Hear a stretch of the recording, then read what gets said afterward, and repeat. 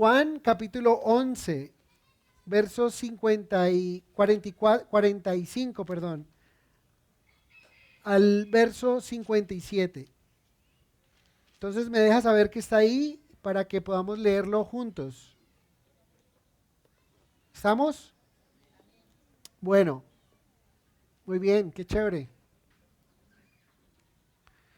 Vamos a leerlo y luego oramos. Dice así.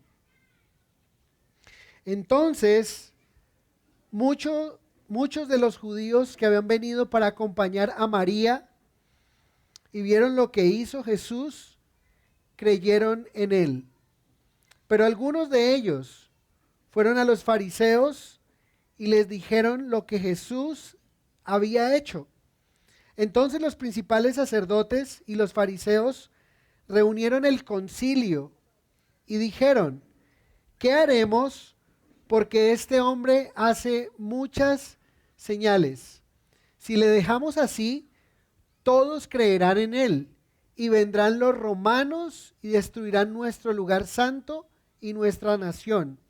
Entonces Caifás, uno de ellos, sumo sacerdote aquel año, les dijo, vosotros no sabéis nada, ni pensáis que nos conviene que un hombre muera por el pueblo, y no que toda la nación perezca.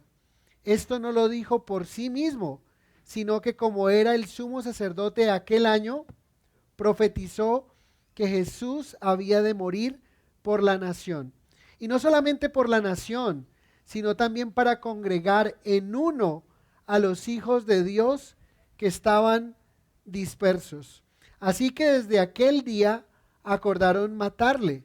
Por tanto, Jesús ya no andaba abiertamente entre los judíos, sino que se alejó de allí a la región contigua al desierto, a una ciudad llamada Efraín, y se quedó allí con sus discípulos. Y estaba cerca la Pascua de los judíos, y muchos subieron de aquella región a Jerusalén antes de la Pascua para purificarse, y buscaban a Jesús, y estando ellos en el templo, se preguntaban unos a otros, ¿qué os parece?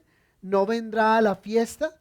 Y los principales sacerdotes y los fariseos habían dado orden de que si alguno supiese dónde estaba, lo manifestase, para que le prendiesen. Señor, hoy venimos delante de ti con nuestro corazón deseoso de escuchar tu voz, Señor. Yo te pido en el nombre de Jesús que silencies toda voz que pueda estar en nuestra mente, que podamos estar pensando o distraídos en otras cosas, Señor, y que en este momento podamos escuchar tu palabra, que es verdad, la sumatoria de ellas es verdad, Señor.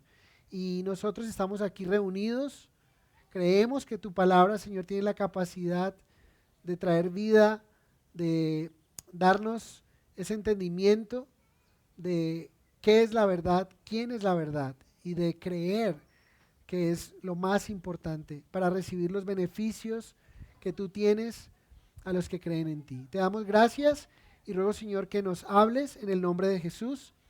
Amén. Bueno, cuando uno hace esta lectura, uno, no sé ustedes, pero yo quedé sorprendido al ver que después de que Jesús resucita a Lázaro, muchos hayan creído en él, pero que el texto no diga que todos creyeron en él. No sé si para ustedes es igual, o sea, es un milagro impresionante. De hecho, Jesús está en la cúspide de su ministerio, está en el clímax de su ministerio y hace un milagro como este. O sea, no solamente el milagro de resucitar un muerto, sino el muerto que resucitó.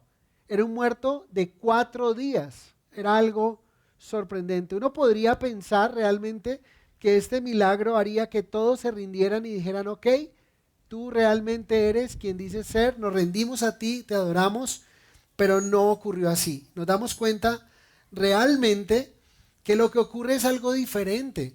Ocurre es que aquellos que escucharon o aquellos que vieron el poder de Jesús manifestado, inmediatamente se dividen en 2 bandos, y eso es lo que vamos a estar estudiando esta mañana.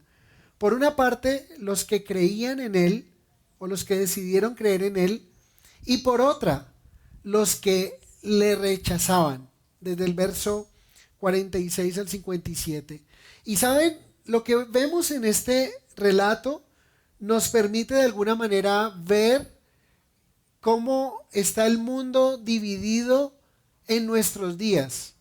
¿Sí? En nuestros días podríamos clasificar el mundo en dos grupos, en dos grandes grupos. Unos, los que creen en Cristo, y otros, los que no creen en Él, le rechazan, y aunque no tengan de pronto algún sentimiento en contra de Cristo, como vemos un sentimiento aquí que algunos querían matarle, el hecho de no creer en Cristo los pone en una posición, los ubica en una posición de incredulidad, y esto no honra al Señor. Entonces, vamos a ver los que creyeron en Jesús, porque nos habla un poco de quiénes eran, pero también vamos a hablar un poco de los que no creyeron, quiénes eran y por qué no creyeron. Verso 45. Entonces muchos de los judíos que habían venido para acompañar a María y vieron lo que hizo Jesús, creyeron en Él. ¿Se acuerdan cómo fue el relato? El relato tenemos que recordar que muchos judíos que estaban en la casa de Marta y María, al ver que María se para, ¿sí? Porque Marta le dice que el Señor estaba allí y se va María, todos estos judíos que estaban en la casa se fueron pensando que María iba a llorar al sepulcro. Y ahí vemos la conversación de Jesús con María y vemos la declaración de Jesús y vemos cómo llama a Lázaro y termina Lázaro resucitado. Y todas estas personas, al ver a Lázaro resucitado, al ver lo que Jesús hizo con Lázaro, el texto dice que creyeron en Él muchos, no todos, muchos creyeron en Él. Y me llamaba mucho la atención porque el Evangelio, uno de los propósitos del Evangelio como tal, lo encontramos en Juan 20:31. Y el propósito principal por el cual fue escrito este Evangelio, en Juan 20:31 encontramos que estas cosas fueron escritas para que creamos en Jesús. Y además nos regala un plus, y es que, y creyendo, tengamos vida en su nombre. Entonces es especial porque en todo el capítulo, o en todo el libro de Juan, encontramos que todo lo que se escribió con el propósito de que las personas que vean, que lean estas páginas, puedan creer en Jesús. Y aquí nos relata un momento especial en la vida de Jesús donde muchos creyeron en Él. El mismo capítulo 11 nos habla acerca de la fe, de creer. Miren el verso 15. El verso 15, Jesús hablando con sus discípulos dice: y me alegro por vosotros de no haber estado allí, para que creáis, mas vamos a Él. Miren el verso 26 y 27, Jesús hablándole a Marta: y todo aquel que vive y cree en mí, no morirá eternamente. ¿Crees esto? Le dijo: sí, Señor, yo he creído que tú eres el Cristo, el Hijo de Dios, que has venido al mundo. Miren el verso 40. Jesús le dijo: ¿a quién? A Marta: ¿no te he dicho que si crees verás la gloria de Dios? El verso 42, cuando Jesús hace la oración antes de resucitar a Lázaro, dice: para que crean que tú me has enviado. ¿Cuál es el propósito de este libro? Que ellos, o que nosotros mejor, creamos en Jesús. Pero en ese momento todo lo que ocurrió estaba apuntando a que las personas que vieron el poder de Jesús creyeran en Él.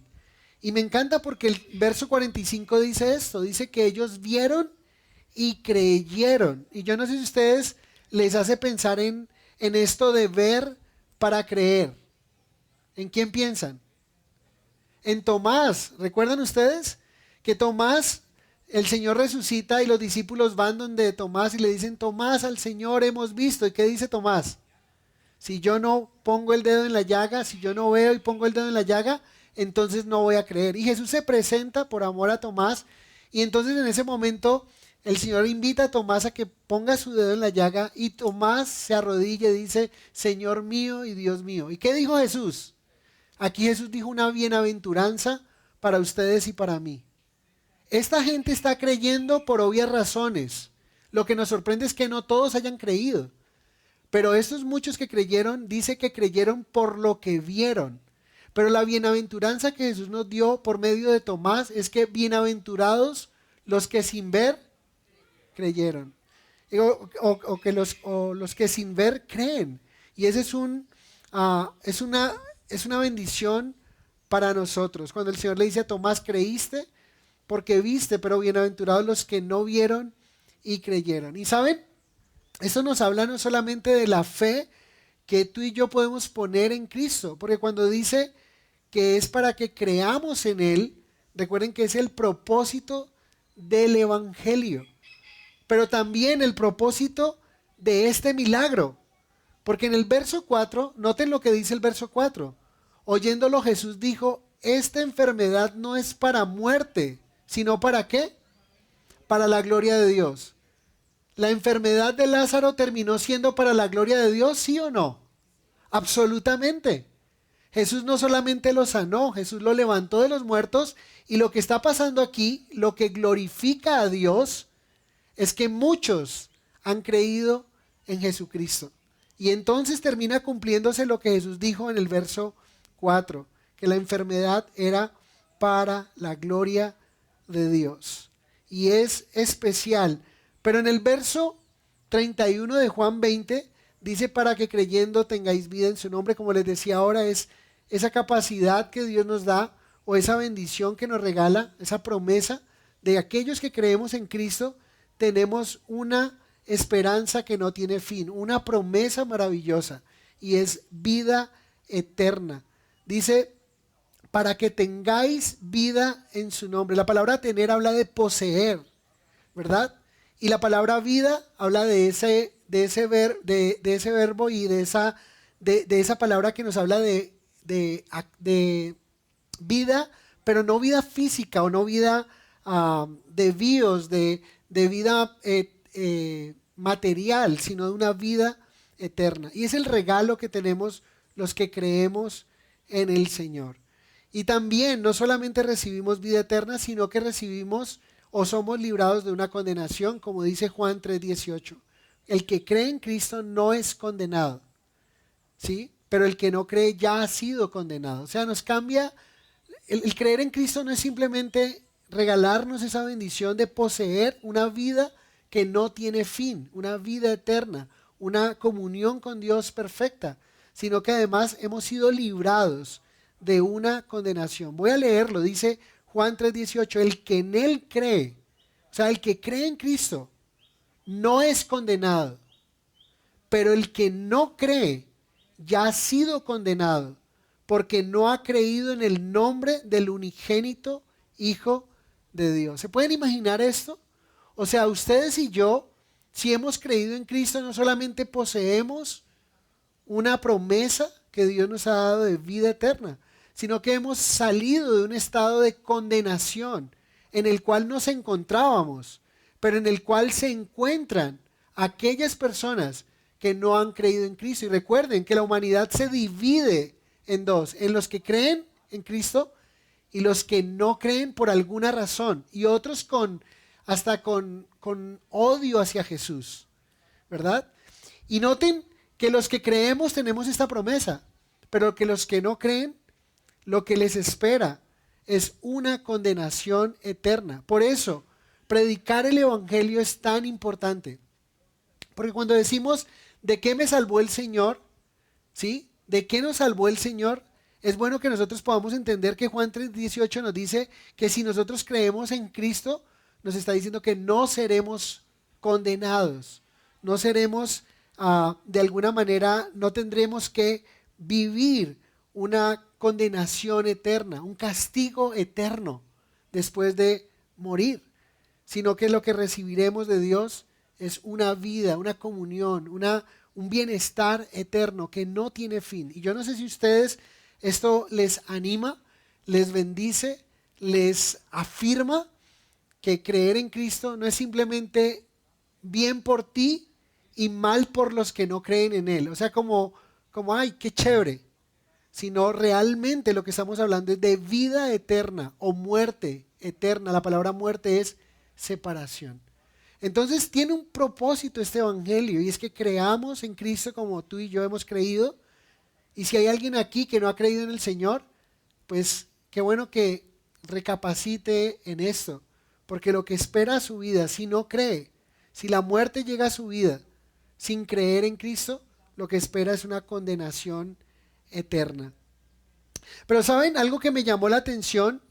Vean ahí el capítulo 11, vean el verso 19. ¿Ustedes conocemos esa expresión de que fueron por lana y salieron trasquilados? ¿Sí o no? Pues estos no fueron por lana, estos fueron a consolar, el verso 19, fueron a consolar, podríamos decir, y salieron ¿qué? Salieron más que consolados. En el verso 19 dice que ellos fueron a la casa de Marta y María a consolar a esas mujeres. ¿Y saben qué recibieron? Recibieron la maravillosa oportunidad de estar en esa casa, y cuando vieron que María salió deprisa, pensaron que María iba a llorar al sepulcro, pero María estaba yendo porque Jesús la había llamado. Y cuando se encontró todo ese escenario, todo lo que Jesús vio en ese momento, y luego preguntó dónde le pusieron, habló, hizo mover la piedra del sepulcro, llamó a Lázaro afuera, y ellos pudieron ver esto. Y en ese momento creyeron. ¿Qué están recibiendo? Fueron a consolar, fueron por un momento. Recuerden que el cuadro era de desesperanza, era un funeral, era consolar a esas mujeres porque su hermano había muerto, y fueron a consolar, y el Señor terminó más que consolándolos, dándoles esta vida eterna. Y me hacía recordar un principio que Pablo habla en Gálatas 6, 7 al 8, cuando dice que Dios no puede ser burlado, que todo lo que el hombre siembra, eso va a cosechar. ¿Y sabe qué dice en el verso 8? Dice, porque el que siembra para su carne, de la carne segará corrupción, mas el que siembra para el Espíritu, del Espíritu segará vida eterna. Y para mí estos hombres estaban haciendo una tarea que tú y yo deberíamos ser más intencionales en hacer, que es consolar a aquellos que sufren. ¿Cómo te ha consolado Dios a ti? ¿Sí? ¿Cuántas veces te ha consolado a ti el Señor? ¿De qué manera lo ha hecho el Señor contigo? Pues de la misma manera nosotros deberíamos hacerlo con aquellos que sufren. Nosotros estamos llamados para consolar a aquellos que sufren, así como esos hombres lo hicieron. ¿Y saben qué vamos a recibir? Dice que el que siembra para su carne, de la carne segará corrupción, mas el que siembra para el Espíritu, ¿sí? Del Espíritu segará vida eterna. O sea, ese momento que ellos fueron a hacer algo del Espíritu, podríamos decir, ir a consolar a esas mujeres, terminaron recibiendo algo del Espíritu de Dios, y ese fue la capacidad de creer vida y tener vida eterna. Y esto en cuanto a los que creyeron en Jesús. ¿Que fueron cuántos? ¿Cuántos fueron de los que creyeron en Jesús? De todos los que estaban ahí, ¿cuántos creyeron? Muchos. Podríamos decir la mayoría. Vamos a hablar de la minoría. ¿Y qué pasó con esta minoría? Uno diría, o sea, ¿por qué esta minoría? ¿Por qué esos pocos? ¿Qué les impidió creer en Jesús? Y saben, esto que les impidió a esos hombres creer en Jesús es lo que muchas veces nos encontramos con este mundo que les digo, que se divide en dos, en los que creen y en los que no creen. Y muchas de esas actitudes son las que nosotros un día tuvimos que rendir al Señor, pero son las actitudes que enfrentamos día a día cuando compartimos de Jesús y vemos tal corazón resistente. Podríamos hablar de orgullo, podríamos hablar de religiosidad, podríamos hablar de tradición, podríamos hablar de temor al hombre, podríamos hablar de política. Es lo que vamos a ver. Y es sorprendente que estos hombres no se hayan rendido al Señor con semejante muestra de poder. Pero esto les será contado el día del juicio, por lo que vieron, por lo que les contaron y por lo que ellos mismos declararon. Tenaz lo que vamos a encontrar aquí. Miren el verso 46. Pero algunos de ellos fueron a los fariseos y les dijeron lo que Jesús había hecho. Aquí encontramos que algunos de estos judíos que también vieron cómo Lázaro resucita de los muertos, que Jesús es quien lo resucita, ellos van y buscan ¿a quiénes? ¿A quiénes fueron a buscar? A los fariseos. ¿Quiénes son los fariseos en la Biblia? Los fariseos en la Biblia se conocen como separatistas, se conocen como estas personas que de alguna forma el Señor luchó tanto con ellos porque se creían más que el pueblo, eran personas que conocían la ley, que enseñaban, pero que el Señor decía que la gente debía hacer lo que ellos decían, pero no hacer lo que ellos hacían, porque eran un mal ejemplo, era una mala representación. Y esos hombres que al ver el poder del Señor van y de alguna manera se quejan en contra de Jesús. La pregunta es, ¿qué les motivó a llevar esta causa donde los líderes religiosos? ¿Saben qué es lo que le está motivando a ellos llevar esto que acaban de ver, llevarlo ante las autoridades religiosas? Vamos a encontrar que lo llevaron ante la máxima autoridad religiosa, están los fariseos y está el Sanedrín, que era un concilio, que era un lugar donde se tomaba, era como un tribunal para los judíos. En ese mismo tribunal fue donde Jesús fue juzgado de una manera injusta.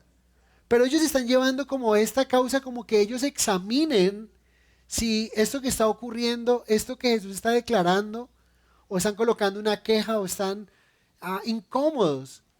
¿Qué les pudo haber incomodado? No sabemos si lo que les incomodó seguramente. El verso 41, la parte B, ¿qué dice? ¿Qué dice la parte B del verso 41? Pudo haberles incomodado seguramente esto, ¿verdad? Dice, y Jesús, alzando los ojos a lo alto, dijo, Padre, gracias te doy por haberme oído. Cuando ustedes van a Juan 5:18, estoy tratando de conectar y espero que no se me vayan a perder. ¿Se acuerdan qué pasa en el capítulo 5? En el capítulo 5 el Señor sana en el estanque de Betesda a un paralítico, pero lo sanó el día de reposo. Y Juan 5:18 nos dice que ellos procuraban matarle, porque no solo quebraba el día de reposo, sino que también decía que Dios era su propio Padre, haciéndose ¿qué? Igual a Dios. O sea, ¿qué fue lo que les molestó a ellos? ¿Qué fue lo que pudo haberles incomodado que están llevando esta causa? O sea, no están enfocados en el milagro que Jesús acaba de hacer de levantar a un hombre de los muertos, que Jesús realmente está confirmando con todas estas señales quién es Él, sino que lo llevan y lo acusan, digámoslo de alguna forma, lo acusan para que las autoridades religiosas terminen trayendo como un dictamen de si este hombre realmente es digno de escuchar o no. Pero están, por lo que podemos ver, es como una queja. O sea, ellos tenían dos opciones: o creen en Jesús o lo acusan de blasfemo, porque es más o menos lo que se está viendo con Jesús, ¿no? Lo que está declarando. Entonces, veamos allí en el verso 47. Bueno, antes de esto, en el verso 46, yo creería que es una demostración. ¿Cuántas personas han pensado que si Dios hiciera un milagro en sus familias, uno de sus familiares creería en el Señor?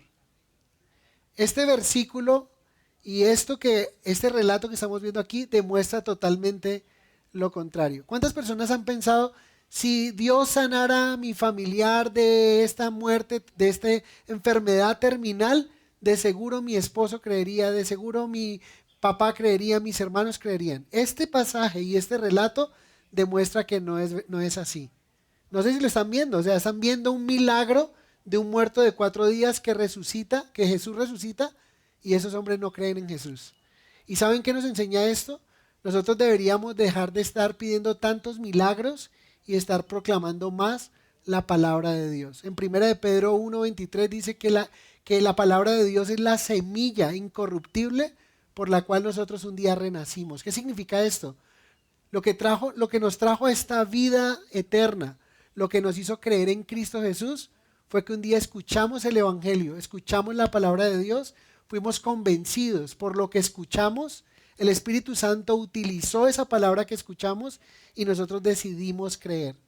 ¿Alguno de ustedes está aquí porque vio en un funeral, que estaban en un funeral de 4 días y se levantó un muerto y por eso creen en Jesús? Pregunto, ¿hay alguien aquí así? Seguramente no. Pero seguramente algunos de ustedes, y seguramente hemos visto milagros y seguramente hay personas aquí que han creído después de un milagro. Pero lo que quiero decir con eso es que muchas veces nosotros enfocamos nuestra mirada como si los milagros fueran la única forma en que uno de nuestros familiares o seres queridos pudieran creer. Pero en realidad este pasaje demuestra que no es así. Entonces en el verso 47 dice lo siguiente: entonces los principales sacerdotes y los fariseos reunieron el concilio. O sea, los judíos que vieron esto fueron a los fariseos y los fariseos reunieron a todo el concilio.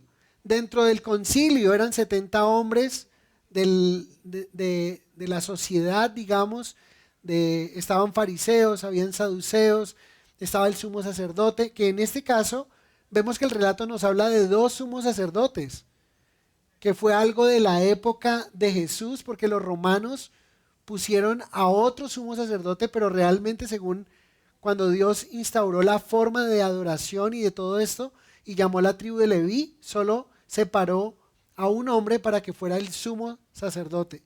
Pero aquí encontramos 2. Ahorita vamos a hablar un poco acerca de ellos. Pero dice, entonces los principales sacerdotes, habla en plural, sabíamos que era Anás y Caifás, y los fariseos se reunieron el concilio. Recuerden que es como un tribunal judío, donde se tratan asuntos judíos. ¿Se acuerdan lo que pasa con Cristo cuando lo llevan ante Herodes?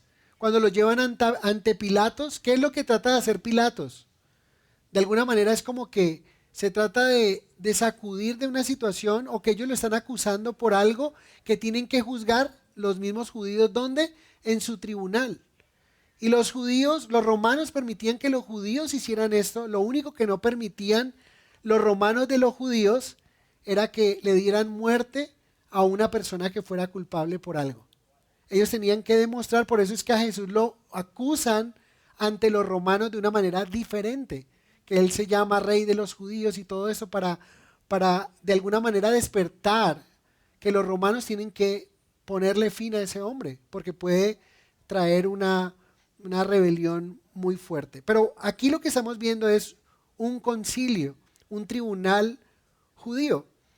Y miren lo que dicen, se hacen una pregunta, ya están todos reunidos, más de 70 hombres, están ahí, judíos prominentes, conocen la ley, ¿y saben qué dicen? Se hacen esta pregunta: ¿qué haremos? Porque este hombre hace muchas señales. Escuchen, ¿no les parece que esto es igual a que algunas personas solo lo único que necesitan es escucharse y ahí encontrar la respuesta? ¿No han escuchado personas que tienen problemas y vienen y le cuentan a usted el problema? Usted simplemente les escucha. Y cuando ellos se escuchan lo que están diciendo, allí hay una respuesta de eso que tanto les preocupa. Y eso que tanto les preocupa, aquí está la respuesta. Jesús está haciendo muchas señales. Jesús no hizo una señal. Jesús está haciendo muchas señales y a ellos eso les tiene preocupados. ¿Saben? Personalmente creo que estas palabras que ellos dijeron de Jesús son las que Dios mismo va a usar para el día del juicio de esos hombres. ¿Por qué? Porque una señal siempre apunta a algo o a alguien. Una señal, por ejemplo, cuando vemos las señales de tránsito, lo que nos dicen generalmente cuando vamos en carretera es que nos dicen que al frente o lo que nos vamos a encontrar adelante es algo de lo cual estamos siendo advertidos. Pues las señales que Jesús realizó estaban apuntando hacia quién es Él, que lo que él dijo realmente era, que él es el Hijo de Dios, que él es el Mesías esperado, que él es el profeta prometido. Todo como empezó el capítulo 1 de Juan, ¿recuerdan? Cuando le preguntaron a Juan Bautista si él era el profeta, el Mesías y todo esto. Pues todas las señales apuntaban a Cristo. ¿Y qué hicieron ellos? Dejaron de lado esas señales y están tan preocupados, ya sea por su posición, por el orgullo, por lo que sea, pero sus propias palabras, en sus propias palabras, tienen la respuesta. Dice allí el verso 48, si le dejamos así, todos creerán en él. Y esto es lo que estaba haciendo Jesús, hacía milagros, prodigios, y todo eso traía que creyeran en él. Y dice, y vendrán los romanos y destruirán nuestro lugar santo y nuestra nación. Aquí encontramos algo importante. ¿Saben? ¿Se acuerdan que hemos dicho que generalmente lo que las personas temen que les suceda, les termina sucediendo? Ellos no toman la decisión de honrar a Jesús para que no les suceda esto, pero precisamente esto es lo que les sucede años más tarde. En el año 70 los romanos destruyen Jerusalén y destruyen el templo y matan a una cantidad de personas. Pero noten aquí que ellos están pensando, están preocupados de que más gente se sume a creer en Cristo. Ellos están preocupados por el movimiento que se está levantando alrededor de Jesús. Y estaban más preocupados en las repercusiones políticas que en descubrir la identidad de Jesús. Escuchen esto, estaban más preocupados en lo que políticamente podría pasarles y lo que los romanos podrían hacer con ellos como judíos, que en realidad descubrir si esas señales apuntaban a alguien que ellos tanto esperaban. Si Jesús podría ser ese profeta prometido. Y de ser así, hubiesen dicho como Gamaliel cuando protegió a Juan y a Pedro, dice, no sea que estemos luchando con el Señor. Si no es de Dios se desvanece, pero si es de Dios, ¿sí? Va a permanecer, y no sea que luchemos con Dios. Y saben, ellos tenían, recuerden, ¿quiénes son los que están reunidos preocupados porque Jesús está haciendo muchas señales? Los fariseos. El concilio, son judíos. ¿Y qué tienen los judíos?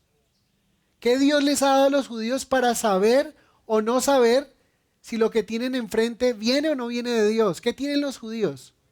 La palabra de Dios, que en eso se conoce como la ley, los profetas, ¿sí? Los libros sapiensales, el Antiguo Testamento. ¿Y creen ustedes que el Antiguo Testamento hablaba de que Jesús vendría? Absolutamente. Entonces ellos tienen maneras de comprobar que las señales no son de un impostor, sino que las señales son de alguien al cual ellos deberían de obedecer, y que si no lo obedecen deberían ser cortados del pueblo. Miren lo que dice, y esto es sorprendente. Vamos a Deuteronomio 18. Deuteronomio 18, y vamos a leer hasta el verso 22.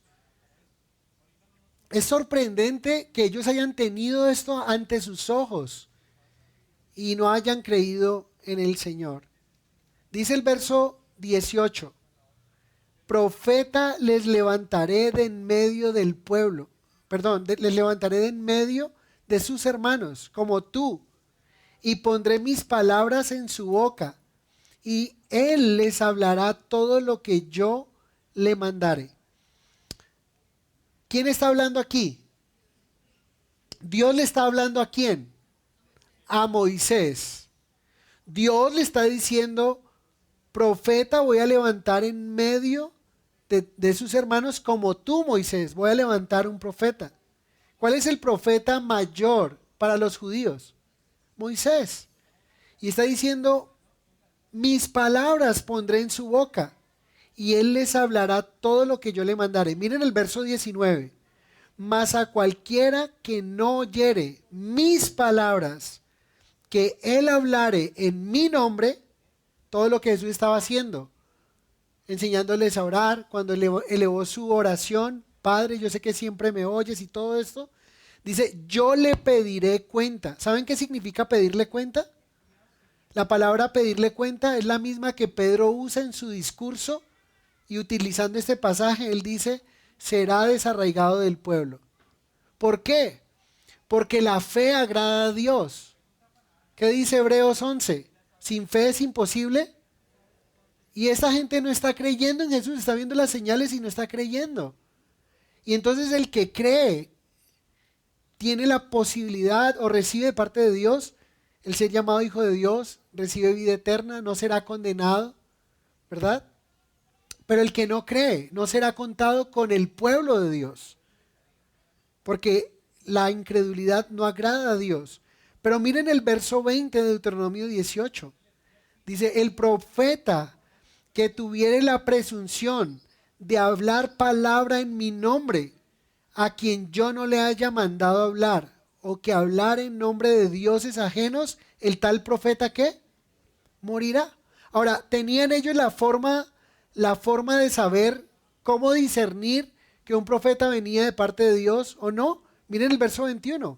Y si dijeres en tu corazón, ¿cómo conoceremos la palabra que Jehová no ha hablado? O sea, ¿cómo nosotros podríamos saber, este hombre nos está hablando de parte de Dios o este hombre nos está diciendo cosas de su corazón pero no vienen de Dios? Verso 22 dice, si el profeta hablare en nombre de Jehová, ¿en nombre de quién habló Cristo? En nombre de Dios, en nombre del Padre. Y no se cumpliere lo que dijo, ni aconteciere, es palabra que Jehová no ha hablado. Así es sencillo. O sea, si ese hombre dice que va a acontecer algo y no acontece, es un mentiroso. Y dice, con presunción la habló el tal profeta, no tengas temor de él. Pero ¿qué dijo Jesús? Jesús llamó a Dios su Padre. Jesús dijo que Lázaro resucitaría. Dijo a sus discípulos, vamos a despertar a Lázaro. Y lo despertó. Jesús hizo una cantidad de cosas que se cumplieron y esos hombres vieron esas señales. Dice, está haciendo muchas señales y tenían cómo darse cuenta si Jesús era o no, venía o no de parte de Dios, era el profeta esperado o no. ¿Qué les pasó a los líderes religiosos aquí? ¿Qué creen ustedes que les pasó? Yo creo que les pudo más el celo religioso que la necesidad de esclarecer la verdad a la cual tenían acceso, como era la ley de Moisés. Les pudo más su celo religioso que la importancia de hacer justicia. Y si hay alguien aquí que no cree en el Señor, la pregunta es, ¿qué le impide creer en Jesús? Creo que todos estamos aquí, creemos en Jesús. Pero si hay alguien que le impida creer en Jesús, la pregunta es, ¿qué le impide? Muchas veces la tradición religiosa se interpone para que nosotros no creamos en Cristo. ¿Les ha pasado que le comparten a alguien, pero que la barrera que tiene es una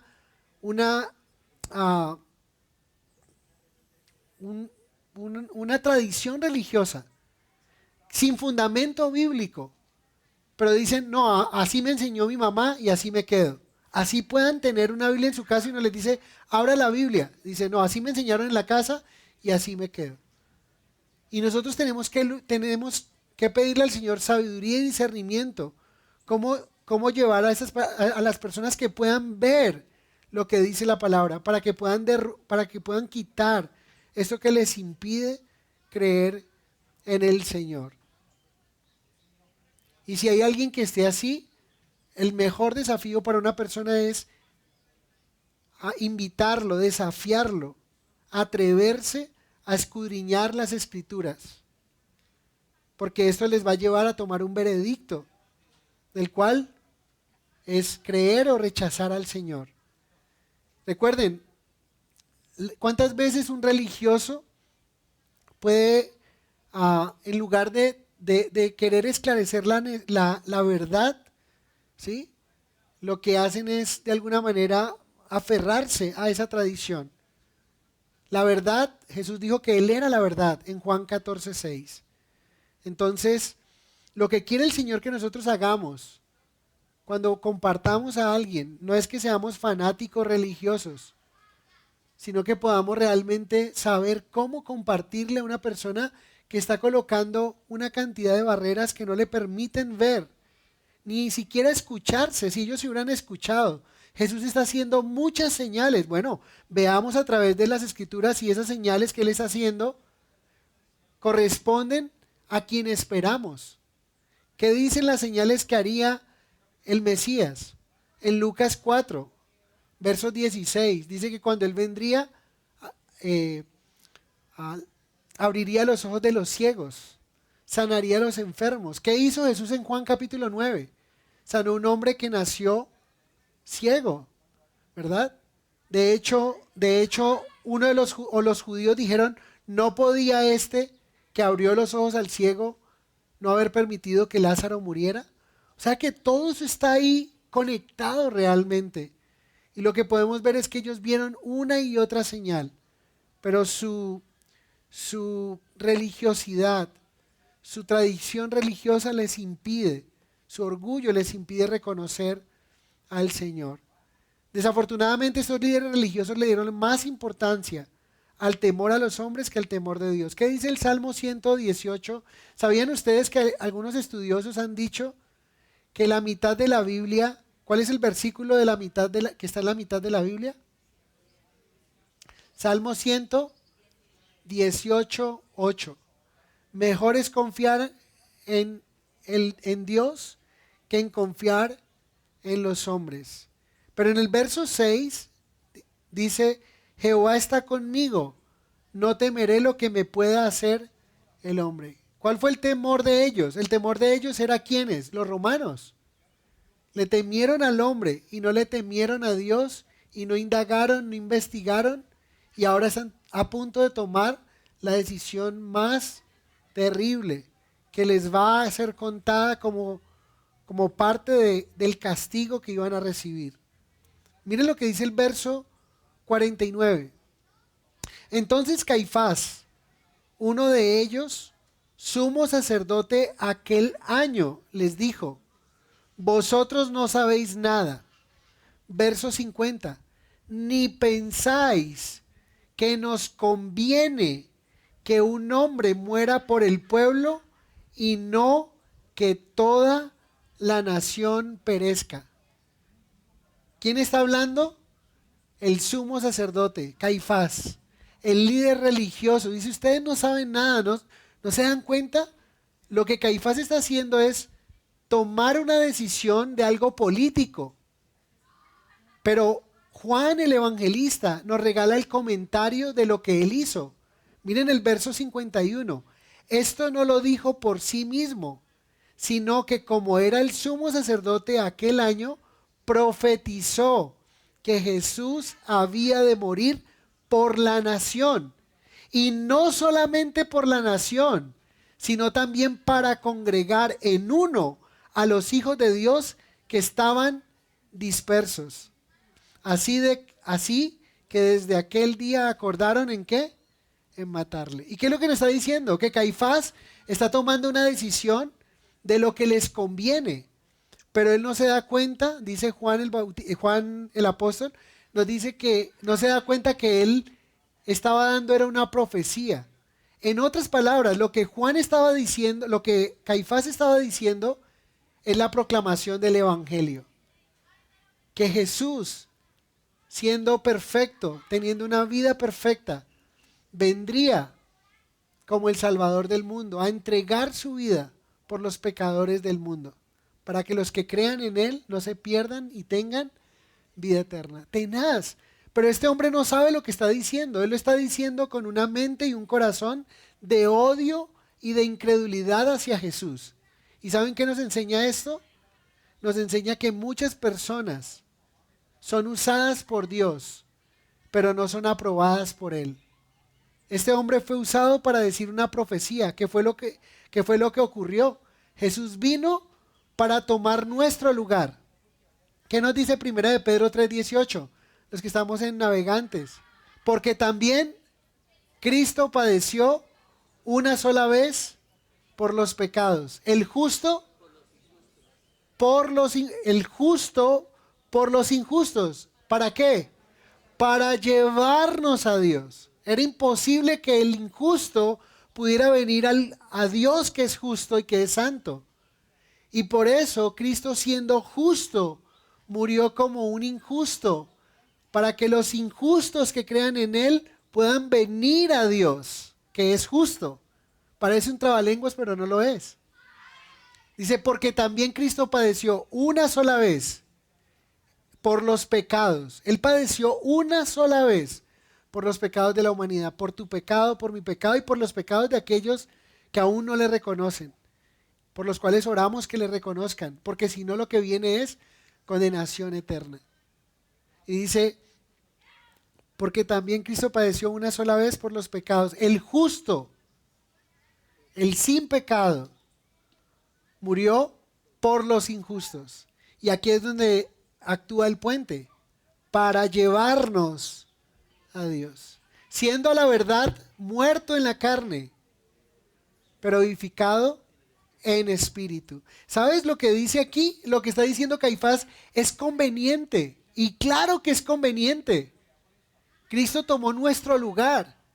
Pero este hombre no sabe que está profetizando. Él lo está diciendo desde un punto político. O sea, este rebelde hay que matarlo, hay que callarlo, como pasan con algún líder que se está levantando y dice, hay que callarlo. Porque este hombre lo que va a hacer es que cuando se den cuenta los romanos que vino un Mesías, pues que ellos no creen que es el Mesías, pues lo que van a decir los romanos, lo que van a hacer los romanos es venir, atacarnos, destruir el templo, matarnos, destruir la ciudad. No, pues matémoslo a él. Nos conviene que por esa vida salvemos a todo el pueblo. Salvemos a todo el pueblo. Es lo que está diciendo. Y efectivamente, lo estaba diciendo con un corazón de odio, con un corazón incrédulo, pero estaba siendo usado por Dios para predicar, para proclamar el evangelio. Y saben, esto nos enseña, como les digo, hay personas que son usadas, pero no aprobadas. ¿Qué nos dicen las Escrituras? Las Escrituras nos dicen, Pablo le dice a Timoteo, que procura con diligencia presentarte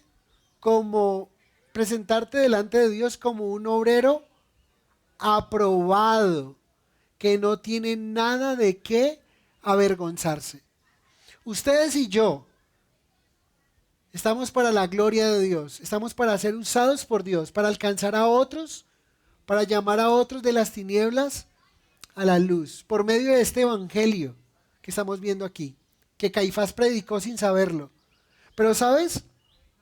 Necesitamos buscar ser usados por Dios para este trabajo en el reino de los cielos.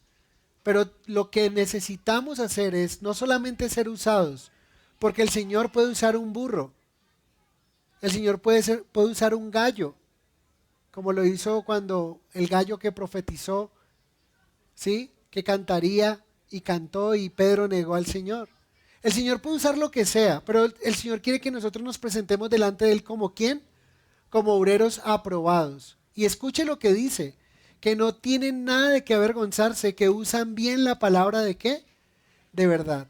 ¿Saben por qué? Porque hay muchas doctrinas en estos días. Existen doctrinas terribles que quieren movernos de la verdad. Y necesitamos estar firmes y conocer la palabra, usar la palabra de Dios correctamente. Y eso solo ocurre cuando nosotros leemos nuestras Biblias. Y eso solo ocurre cuando nosotros pasamos un tiempo con Dios. Pero si usted no pasa un tiempo con Dios en la palabra, si la única Biblia que usted lee los domingos cuando viene acá, déjeme decirle que es probable que usted no sepa cómo usar las Escrituras. Es probable que usted no sepa cómo presentar defensa de esta fe maravillosa que tenemos, donde nos conviene y nos convino que el justo muriera ¿por quién? Por los injustos. Entonces, necesitamos ver y necesitamos también recordar las maneras misteriosas como Dios actúa, como lo que pasó con este Caifás. Pero ¿saben lo triste? Para Caifás es lo que le pasó a muchos, lo que le pasó a Judas. Qué triste es que algunos sean parte del cumplimiento de profecías que están en contra de Jesús y no a favor de él. Tenaz, ¿no?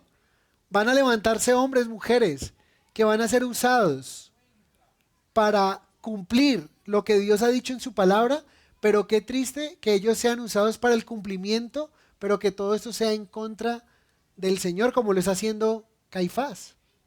O sea, Jesús no le iban a quitar su vida, él iba a entregar su vida, pero Caifás dice, hay que matarlo, ¿verdad?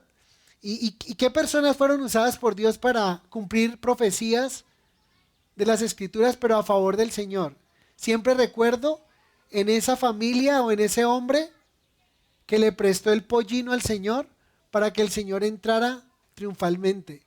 Cuando escuchó una orden, cuando dice que estaban desatando el pollino y dice, hey, ¿qué pasa ahí? Dice, el Señor lo necesita. Y dice que este hombre, o sea, no dijo nada, no dijo ladrones, ¿qué les pasa? No, prestó el pollino para que el Señor fuera a cumplir una profecía que entraría montado en un pollino proclamado como rey. Increíble, ¿no? Qué lindo ser usados por Dios, qué lindo ser usado por Dios para que las profecías del Señor se cumplan, la palabra de Dios se cumpla a favor del reino de Dios y no en contra del reino de Dios como esos hombres. Verso 53. Así que desde aquel día acordaron ¿qué? Matarle. Qué triste, ¿no? No solamente rechazaron a Jesús, sino que también empiezan a tramar su muerte. Y de eso tenemos una aplicación. Y es, yo creo que todos debemos cuidarnos del orgullo. Porque lo que podemos ver parte de la incredulidad aquí de esos hombres es el orgullo. El temor de tener que rendir su posición. El temor de reconocer que Jesús es quien decía ser y que ellos estaban equivocados. ¿No les pasa a ustedes que hay personas que ustedes encuentran que les compartan el evangelio, pero que a ellos les da miedo leer la Biblia y descubrir que estaban equivocados? ¿Y qué van a hacer si llevaban 40, 50, 60 años y le enseñaban a toda su familia algo que no era correcto? Y sabes, muchas veces el orgullo, si nosotros no lo atacamos, sino que dejamos que crezca, puede conducirnos a un pecado enorme, como pasó con Caifás. Escucharon lo que Jesús hizo, no indagaron y lo llevó a un pecado enorme como querer matar al Señor. ¿Qué hizo Jesús? Verso 54. Dice, por tanto Jesús ya no andaba abiertamente entre los judíos, sino que se alejó de allí a la región contigua, al desierto, a una ciudad llamada Efraín, y se quedó allí con sus discípulos. Noten que algo que nos dice Juan, el escritor, es muy importante porque nos va diciendo los movimientos, el lugar geográfico donde Jesús se encontraba. En este caso, Jesús estaba en Jerusalén y sale de Jerusalén hacia Efraín. Recuerden que está Jerusalén, está Samaria y está Galilea. O sea, Jesús sale hacia el norte y dice que sale a una ciudad, a una aldea, a una ciudad llamada Efraín, y se quedó allí con sus discípulos. Lo que vemos es que Jesús se alejó de la región de los que quieren matarle, pero Jesús no se alejó de esa región por miedo, sino porque Él tiene control del tiempo. Eso es muy importante tenerlo en cuenta. O sea, Jesús sabe que lo quieren matar y ¿qué hace? Se separa de ese lugar, se va allá de Jerusalén y se va a esta región. Pero tengamos mucho cuidado de pensar de que Jesús está huyendo o que lo está haciendo por miedo. Más lo está haciendo porque Él tiene control del tiempo. Cuando sea el momento, Jesús le va a decir a sus discípulos, ok, ya es hora, vamos. Es porque Él está teniendo el control del tiempo y eso es importante. Jesús tiene control de los tiempos, de todo. Pero algo que podría también destacar es que Jesús le queda poco tiempo. Verso 55 dice, y estaba cerca la Pascua de los judíos. Esta sería la última Pascua que Jesús tomaría con sus discípulos. Quiere decir que sabemos que Jesús antes de la Pascua, antes de tomar la Pascua con sus discípulos, la última Pascua, Jesús se retiró a este lugar llamado Efraín, ¿verdad? Pero ¿saben qué aplicación podría yo encontrar? A Jesús le quedan pocos días de vida. Y lo que yo puedo ver es que Jesús está redimiendo bien el tiempo. ¿En qué aspecto? Que se aleja de aquellos que quieren matarle y se lleva consigo a los discípulos para estar con ellos. ¿Y sabes qué pasaría si tú sabes que te quedan pocos días de vida? ¿Sí? Qué bueno no redimir bien el tiempo. Es más, no solo esperar a que te queden pocos días de vida. La palabra de Dios dice que nosotros debemos aprovechar bien el tiempo porque los días son malos. Y sí que son malos. ¿Escucharon la noticia de la niña Sofía? Estamos viviendo días, ¿saben? Siempre que veo esas noticias, pienso en Génesis 6:5 antes del diluvio. Todo designio del hombre era continuamente del mal. Por eso Dios dice, se arrepintió de haber creado la humanidad. Pero cuando dice se arrepintió, arrepintió no es el arrepentimiento que nosotros tenemos, sino que le dolió en su corazón ver el designio y trajo un diluvio. ¿Saben? Está por venir un juicio. Miren lo que está pasando en el Medio Oriente. Miren lo que está pasando con Israel. Israel está en guerra, está bajo conflicto y se están moviendo todas las fichas geopolíticas que según las escrituras con otros nombres de países, ¿sí? Podemos ver que se están consolidando esas alianzas. ¿Y saben qué es lo que nos muestra? Que la venida del Señor está más cerca de lo que podemos imaginar. Y nosotros estamos llamados a redimir bien el tiempo. Bien el tiempo. Es posible que el Señor venga en cualquier momento. Y qué bueno que nosotros estemos en los asuntos del Señor. Qué bueno que estemos preparados para cuando esto ocurra. Verso 55. Y estaba cerca la Pascua de los judíos, y muchos subieron de aquella región de Jerusalén antes de la Pascua para purificarse. ¿Qué es lo que está diciendo? Que ya el pueblo judío se prepara para la fiesta más importante, la primer fiesta del calendario judío, la primera y más importante. ¿Cuál es la primera y más importante fiesta del calendario judío? La Pascua. ¿Qué celebran en la Pascua? Celebran cuando el Señor los sacó con mano poderosa de la esclavitud de Egipto. ¿Qué hicieron en la Pascua? Sacrificaron el cordero pascual y con la sangre la untaron en los dinteles. Y vino la última plaga, la muerte de los primogénitos. Y Pascua significa eso. En inglés es Passover, pasar sobre. Vino la muerte y pasó sobre la casa de los hebreos que creyeron la orden que Dios le dio a Moisés de sacrificar el cordero, poner la sangre, y cuando el ángel de muerte venía, pasó sobre la casa de los hebreos, pero no así en la casa de los egipcios. Entró a cada una de esas casas. Cuando pensamos en los primogénitos, pensamos en los niños pequeños. Primogénitos eran primogénitos. No importa que tenía 50 y era el primogénito, es el que moría en esa casa.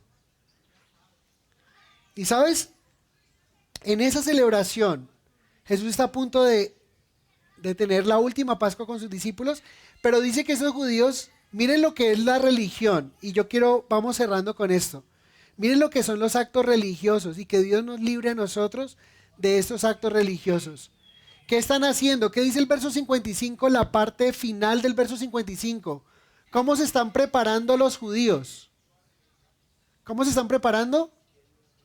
Dice que estaban allí antes de la Pascua para purificarse, o sea, cumplir con ritos de purificación.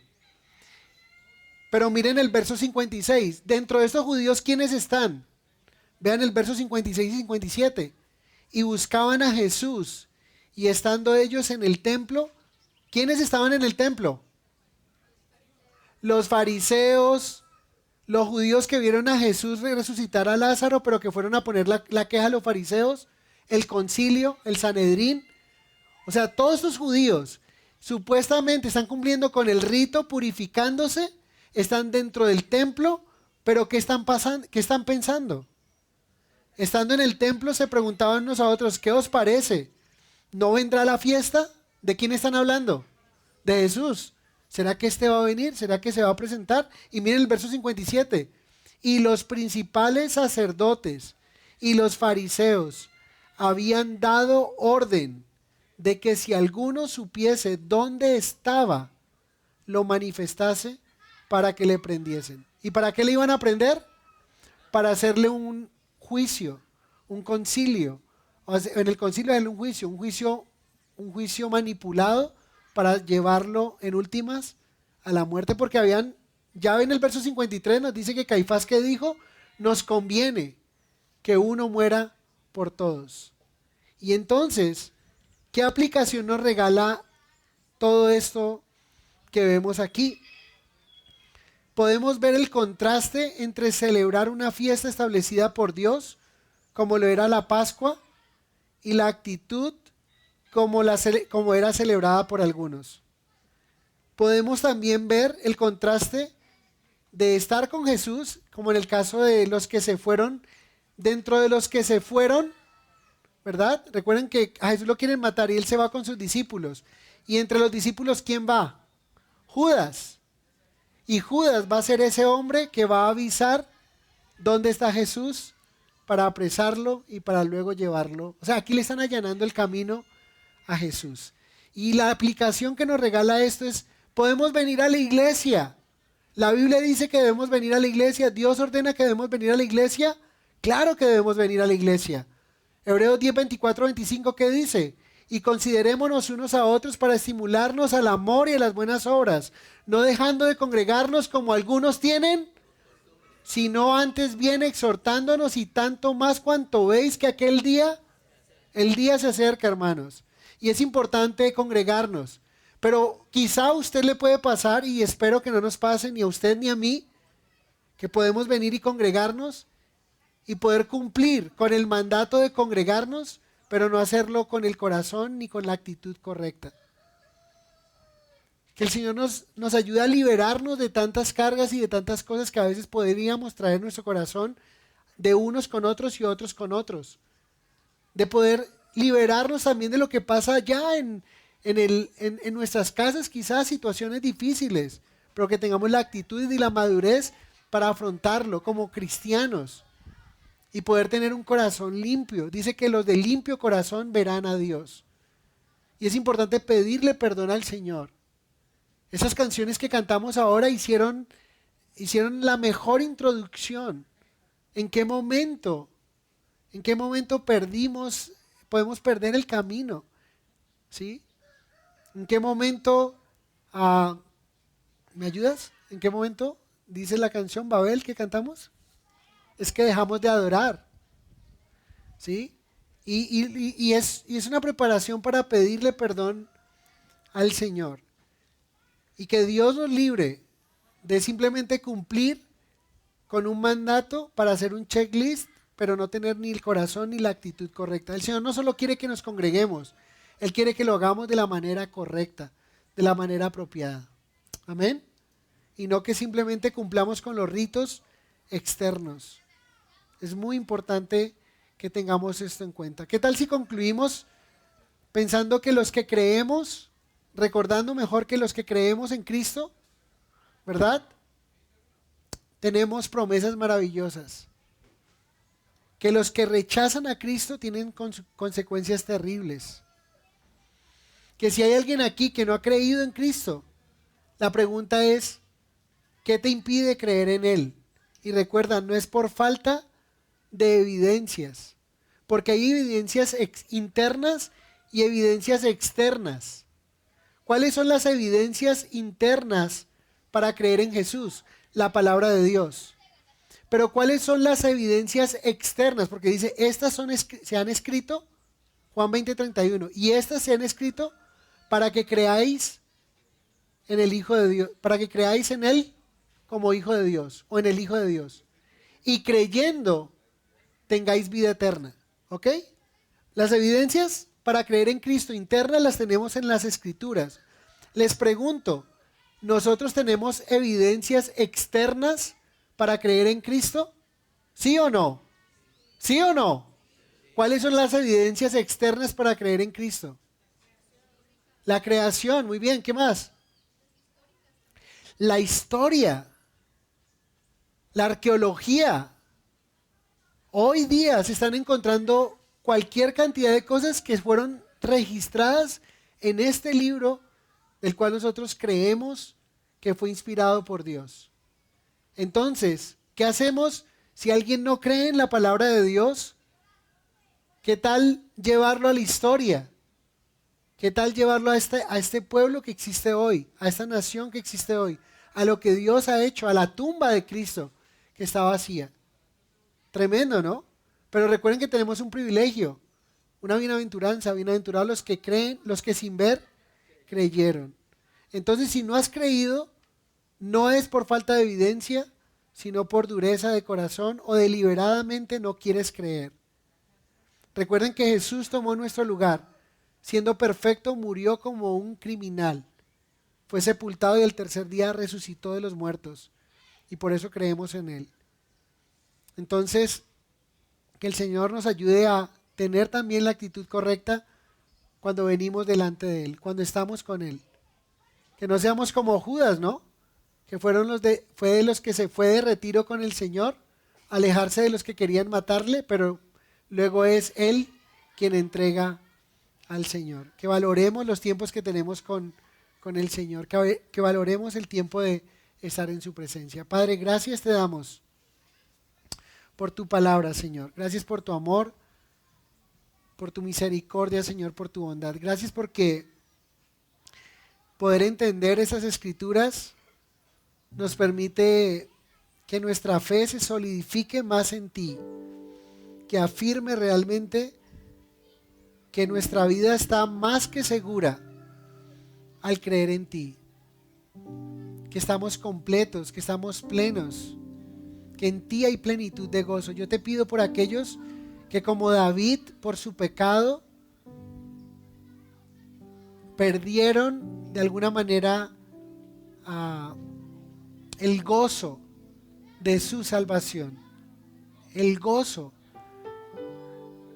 Señor, y muchas veces el pecado trae esa tristeza profunda y lo mejor que podemos hacer es pedirte perdón a ti, arrepentirnos y que de esa manera como David te oró, devuélveme el gozo de tu salvación. No que perdamos la salvación, pero el gozo de saber quiénes somos, el gozo de saber que tenemos promesas incomparables, que nada puede comparar esas promesas que tú nos has dado. Nada se puede comparar en este mundo, en esta tierra. Ningún placer se puede comparar con lo que tú nos has prometido, Señor, a los que creen en tu nombre. Señor, yo te pido que los que estén dudando, a los que dudan, tú les convenzas por el poder de tu Espíritu Santo, Señor. Que ellos puedan creer en ti, Señor. Que vean que lo que hemos leído hoy de tu palabra es verdad. Que ese es el destino eterno que nos espera a los que creemos en ti. Pero también es el destino eterno que espera a aquellos que no creen en ti. Aquellos que tienen apatía hacia ti. Aquellos que no han creído. Aquellos que rehúsan. Aquellos que maldicen acerca de ti, de tu palabra. Dios, y ayúdanos con urgencia proclamar este mensaje, que era conveniente que un hombre tomara nuestro lugar, pero ese hombre tenía que ser perfecto, sin mancha, y ese fuiste tú, Señor. No era cualquier persona. Tú eres el Cordero de Dios que quita el pecado del mundo, y como dijo el autor de Hebreos, no tenemos un sumo sacerdote que no se compadezca de nuestras debilidades, sino uno que fue tentado en todo, pero sin pecado. Y nos invitas a acercarnos al trono de la gracia y encontrar el oportuno socorro. Gracias te damos, Señor, por este regalo y ayúdanos a entender que lo que está en juego de esos dos grupos, de los que creen y los que no creen, es la vida eterna, Señor. Vida eterna contigo o separación y condenación eterna a los que no creen. Gracias, Señor, por darnos el privilegio de creer y de ser parte de este grupo, de esos muchos que han creído. En el nombre de Jesús, amén y amén.